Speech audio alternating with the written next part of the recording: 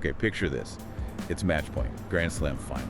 The roar of the crowd, just electric, right? And then that moment, the player just collapses onto the clay, tears flowing. Relief, joy, everything. Yeah, it's such a powerful image. And for a lot of people, that image really brings one name to mind immediately these days, Coco Gauff. Exactly. Coco Gauff.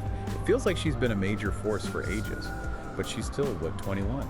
It's incredible. She's become this symbol of, well, talent, obviously, but also resilience and this kind of inspiring maturity. Absolutely, and that's what we're really trying to get into today. We've gathered, a whole collection of sources, articles, interviews she's done, match reports, biographical pieces to sort of unpack the Coco Gauff story. Right, so the mission here isn't just to list her wins. We want to dig into these sources and see what they tell us about her journey, the stuff behind the headlines. Like her early life, what shaped her, that crucial mindset everyone talks about, the family support system, which seems immense, and also the challenges, right? Even things like imposter syndrome, which she's talked about. And ultimately, maybe pull out some things that, you listening can take away from how she handles all this pressure, this global spotlight from such a young age. Yeah, it's about the qualities that define someone navigating that kind of world. So let's start at the beginning. Okay, where does it start? Well, Coco Gauff was born March 13th, 2004, Delray Beach, Florida, which makes her, 21 based on the latest sources we looked at. And the athletic roots are deep there, aren't they? Yeah. It wasn't exactly a surprise she ended up in sports. Not at all. Her dad, Coco Gauff, he played college basketball, Georgia State. Okay. And her mom, Candy Gauff, really impressive athlete herself. Florida State, she did gymnastics, hurdles, even the heptathlon. Wow, heptathlon. So you have these parents who get it, right? They understand the discipline, the mental side, the commitment involved in high-level sports. Exactly. That kind of environment, you can see how it would nurture an elite athlete. But it seems like Coco herself had the drive from day one. Yeah, the sources mentioned she was telling her parents, really young, that she didn't just want to play tennis, she wanted to be the best in the world. Which is pretty amazing for a little kid. But there was a specific moment, apparently, that really focused that ambition on tennis. Oh, yeah. What was that? She was 6 years old. And she saw Serena Williams win the 2009 Australian Open on TV. That victory, that power, that was it. That's when she knew tennis was her thing. And the family didn't just say, "Oh, that's nice, dear." They really committed. Big time commitment. When she was only 7, they actually moved back to Delray Beach. They'd been in Atlanta, but they moved back because Delray is, this major hub for tennis training. So they were actively seeking out the best environment for her to develop. That's huge at age 7. It really is. It shows that willingness to sacrifice, which you see throughout her story. And her mom, Candy, who used to be an educator, she actually homeschooled Coco. Right, which you almost have to do, I guess, with that kind of schedule. Yeah, it gave her the flexibility for training, for travel, all starting really young. And she has 2 younger brothers, too, Cody and Cameron, so, trying to keep some family normalcy in the mix. And the training wasn't casual, even then. Age 7, the sources say 2 hours a day, multiple days a week, with a proper coach. Yeah, that's serious dedication for a 7-year-old. It really underscores that this wasn't just raw talent showing up. It was built on just incredible hard work right from the start. Makes sense. What about the name Coco? Where'd that come from? Oh, that's kind of a cute story. Her dad's name is Corey, so apparently it got confusing having 2 Corys. An aunt suggested Coco because people used to call her dad Co sometimes, and it just stuck. Now the whole world knows her as Coco. Huh, neat. And before she hit the main tour, she was already making noise in juniors, right? Yeah. Setting records. Big time. Youngest ever finalist at the U.S. Open Junior Girls Tournament. She was only 13. 13, wow. And then she became one of the Lounginist winners of the French Open Junior Girls title at 14 in 2018. Same year, she won gold in mixed doubles at the Youth Olympics with Jaden Agassi. Right, Andre Agassi's son. So these weren't just small wins, these were signals. She was dominating her age group and competing way above it. Exactly. Preparing her, you could say, for what came next. Okay, so the tennis insiders knew her name, there was buzz, but then came the moment, the one that blasted her onto the global stage almost overnight. Wimbledon, 2019, has to be right. The setting, the history. And the opponent, first round, Venus Williams. Her idol, one of her heroes. And the age difference was stark. Coco was 15, Venus was 39, a 5-time Wimbledon champ. 15 years old. In her first ever main draw match at a Grand Slam, facing a legend. You couldn't write it. You really couldn't, and everyone sort of expected, a good effort from the kid, but Venus would handle it. But that's not what happened. Not at all. Gauff just went out there fearless, composed, and beat Venus Williams. Straight sets. The reaction was just immediate, wasn't it? It exploded. Totally. The sources say it captured the world's attention, made headlines everywhere, not just sports pages. She became instantly famous, like globally famous, at 15. And what stood out beyond the win itself was how she handled it all, that composure. Yeah, that's what everyone commented on. On court, she looked like she belonged.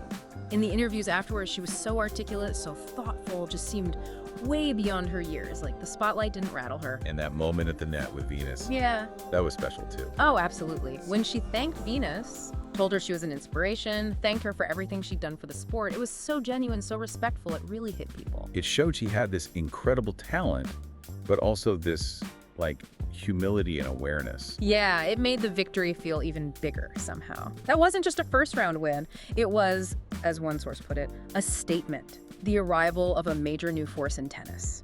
And people have been glued ever since. So after that huge Wimbledon splash, you start looking deeper, and it becomes really clear that Coco's game isn't just the strokes. A huge part of it is upstairs. Her mindset. Oh, definitely. The sources consistently point to mindset as one of her biggest weapons, right up there with her forehand or her speed. And you need that in tennis, right? For sure. It's you out there, alone. It's brutal, mentally. Yeah, described as much mental as it is physical. You need that immense grit because you're constantly battling not just the person across the net, but your own doubts, your own frustrations. And this seems like where having parents who were athletes themselves was just invaluable. Totally. Corey and Candy knew the grind. They understood the pressures, so they could guide her, keep her grounded in a way that maybe other parents couldn't. Yeah, the sources talk about them reminding her about the joy of the game. Amidst all the pressure to win, to climb the rankings, they helped her hold on to why she started playing, because she loved it. That perspective seems key. It prevents burnout, maybe. Helps her see tennis as more than just results. It seems they fostered this idea of tennis as a way of life. Yeah. Focus on challenging yourself, getting better every day, evolving, less about just the wins and losses. Which is crucial because it hasn't all been smooth sailing since 2019.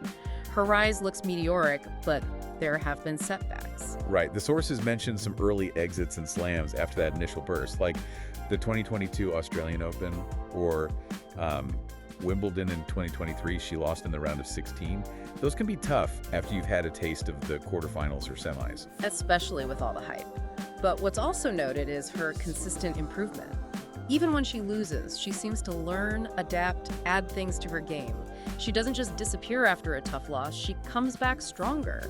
That ability to bounce back, that's resilience right there. Yeah. Tied directly to that mindset and probably the support she has. And speaking of the mental side, this leads to something really interesting and maybe unexpected for someone so successful. Coco's been really open about dealing with imposter syndrome. Yeah, I found that fascinating. You see her out there battling top players, winning huge matches. You just assume she's brimming with confidence 24/7. Right, but she talked about it, I think it was with WTA insider Courtney and Guillen. And imposter syndrome, for anyone listening who isn't sure, it's basically that feeling that you aren't really as good as people think, that you don't deserve your success, and you're kind of afraid you'll be found out. Despite all the evidence, like wins and rankings, saying otherwise. Exactly. And Coco's quote was really insightful. She said something like, on court, the confidence is high, but off court, or maybe even leading into tournaments, especially as a junior, she'd get anxiety about where I was playing wise. That feeling of, am I good enough? Do I measure up? Wow. Even her. It just shows how common that feeling must be. And it's not tied to actual ability, is it? Not at all. But she also talked about how she fights it. She said she focuses on fighting those thoughts and understanding that I belong here. And reminding herself, I'm here for a reason, and my ranking is here for a reason, and I definitely deserve that. So it's an active process. She's not just passively feeling it, she's actively challenging those thoughts. Yeah, fighting those thoughts is the key phrase. And it helps put it in perspective when you see stats like one source mentioned a Harvard Business Review article suggesting maybe a third of young people experience this. It's not some rare condition, it's really common. And the advice mentioned, like acknowledging the feelings, challenging the negative self-talk, focusing on what you have achieved, seeking support, it sounds like exactly what Coco is doing. Pretty much. Yeah. Her being so honest about it, that's huge. It makes her more relatable, and it's probably really inspiring for other young people feeling the same way. It shows you can feel that doubt and still perform, still succeed. It's about how you manage it. You're managing it, staying resilient, staying grounded. It just keeps coming back to her family, doesn't it? Their role seems absolutely fundamental. Oh, completely central. Coco herself says it flat out. They're the reason I am doing what I do. You can't overstate the importance of that support system. Especially when you think about it, she was on tour, traveling the world, dealing with all that pressure from age 15. Still figuring out who she was as a person, really. You need anchors in that situation. And they provided them in very concrete ways, too. Her dad, Corey, he was her main coach early on, building that foundation. Now he's more in a manager role, handling the business side, letting her focus on the court. And her mom, Candy, with her education background, handling the homeschooling from age 9.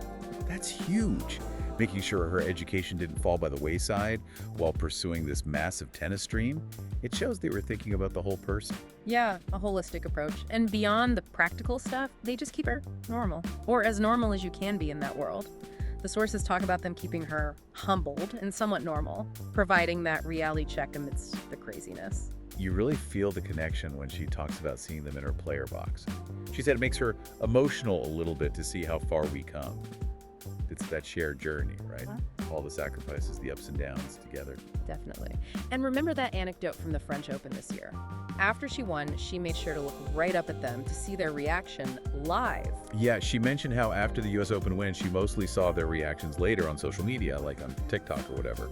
This time, she wanted that immediate shared moment. It says so much about how much their presence means to her right there in the arena. And you get those little details too, like her dad watches with the TV sound off too nervous, and her mom listens to gospel music during the matches, little coping mechanisms that show how invested they are. It all paints this picture of family support being directly linked to her ability to succeed. As one source said, having those strong support systems can help you be even greater.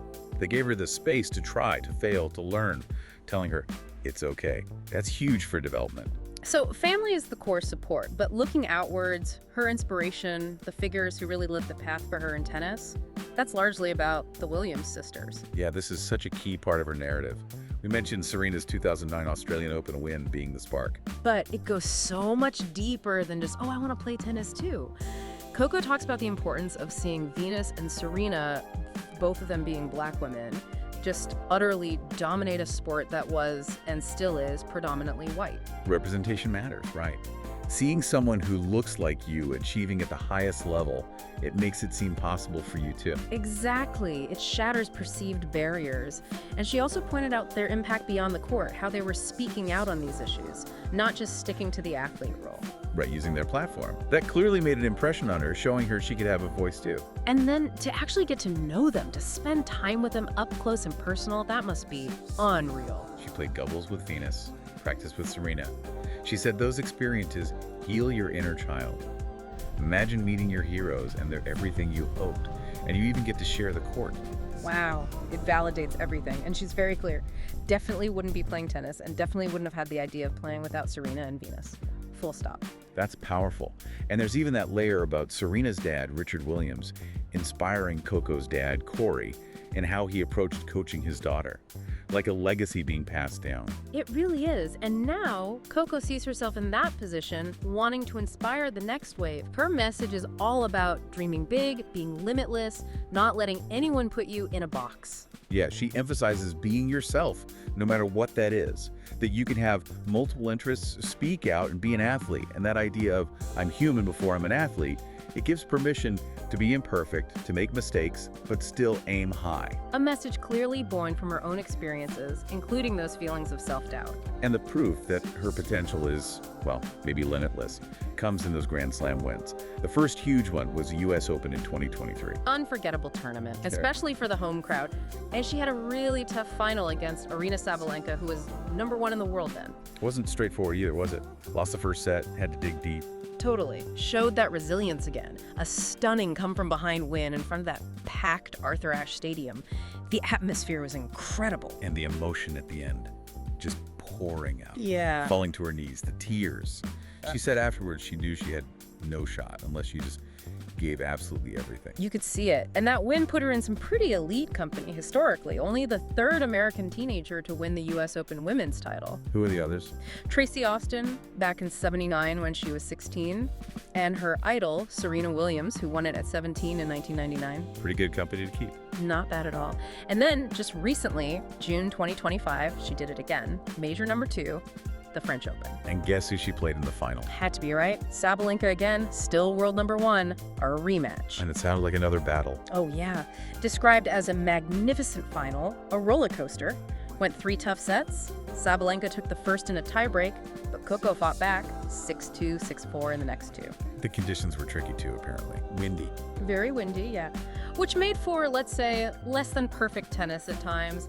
100 unforced errors combined between them. 15 breaks of serve. Wow. So it wasn't about pretty winners that day. Not according to Coco. She said afterwards she knew it had to be an ugly win.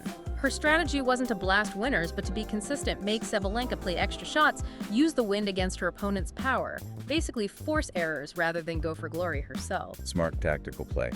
And another historic win for an American. Yeah, first American woman to win Roland Garros since Serena in 2015, youngest American since Serena in 2002, and it was the first time the top 2 seeds played the final there since 2013. And you could tell it meant a lot to her personally, especially after losing the final there a few years back. Definitely. Losing that 2022 final to Swiatek pretty badly, winning on the same court must have felt like redemption.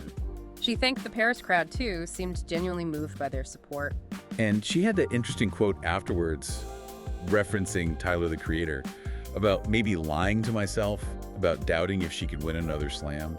Like, even after the U.S. Open, the doubt creeps back in. But she pushed through it again, proved herself wrong, or rather, proved the doubt wrong.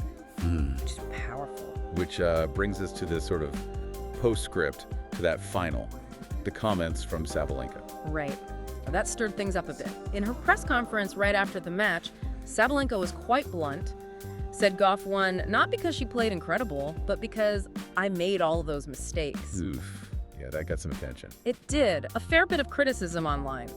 So the next day, Sabalenka put out a statement on Instagram, kind of walking it back or clarifying. What did you say then? Basically that she was just being honest and emotional, that Gauff handled the conditions better, fully deserved the win, was the better player yesterday, and pointed to her own high error count, over 70 unforced errors. Okay. And how did Coco respond to all that? Very diplomatically, actually. On Good Morning America, she said she was a little bit surprised by the initial comments, but immediately added she gave Sabalenka the benefit of the doubt, chalked it up to it being an emotional day and a tough loss. Classy response. Yeah, and she also calmly explained her strategy again, that she intended to make it an ugly win because of the wind, that she was trying to force errors from a tough opponent. Said everything she did was for a reason and for a purpose, and that if Sabalenka had won playing that way, she'd have credited her. So, different perspectives right after a tough battle. What did the commentators think?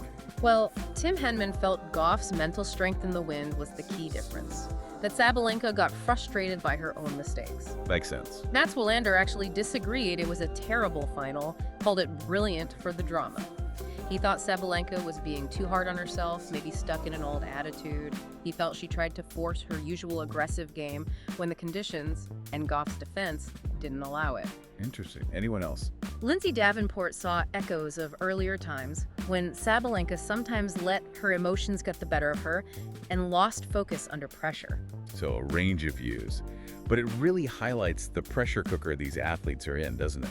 How they process things differently. Absolutely. And Gauff's handling of both the match and the aftermath was, again, remarkably mature.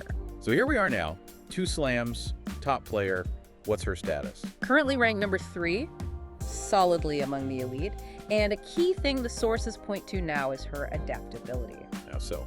Well, after she burst onto the scene, everyone started analyzing her game, trying to find weaknesses, but she hasn't stood still. She keeps adding things, improving, becoming unpredictable, constantly reinventing her game to stay ahead. That's crucial at the top level. And her impact isn't just on the court, is it? No, definitely not. She uses her platform, speaks out on racial justice, talks about education. She's become a real role model, leveraging that fame for causes she cares about. Which also comes with commercial success, endorsements. Oh, yeah. Big time. Over $8 million in prize money reported, plus endorsements. She's had that New Balance deal since she was 14, with her own shoe line, all in the family. And didn't she do something with Serena? Like a commercial? Yeah. Fun detail, she was Serena's stunt double for a Delta ad briefly. Kind of cool, full circle moment with her idol. And we should also mention she won the French Open doubles this year too, right? With Siniakova. That's right, showing her versatility. So right now, after Paris, the focus immediately shifts. Wimbledon next. Yep. She said she wanted to soak in the French Open win, but was also ready to get back and start training. The grind never really stops. And looking longer term, what's the feeling? The overwhelming sense from her and the sources is that this is still very much the beginning. She says her journey is just beginning, the best is yet to come, believes her passion is limitless, lots more milestones expected. Still so young, so much runway ahead. Incredible potential. Okay, so let's try and pull this all together. What we've seen from these sources is this incredible story, right? Talent, obviously, but met with just fierce dedication, all fueled and supported by this incredibly strong family foundation. And navigating just immense pressure, public scrutiny, from day one practically, while also dealing with her own internal stuff like the self-doubt, the imposter syndrome she's talked about. And through it all, she's become this figure who inspires so many people, not just with her tennis, but with her voice, her authenticity. Yeah. She really does feel like a symbol of resilience, hope, potential. Yeah, all of that. Limitless potential, as she says. We've seen how she faces down challenges, holds onto her passion, keeps pushing. Which kind of leads to a final thought, maybe for you listening. Coco's journey involves dealing with doubt, pressure, feeling like maybe you don't belong, but finding ways to keep believing and keep finding joy in the pursuit.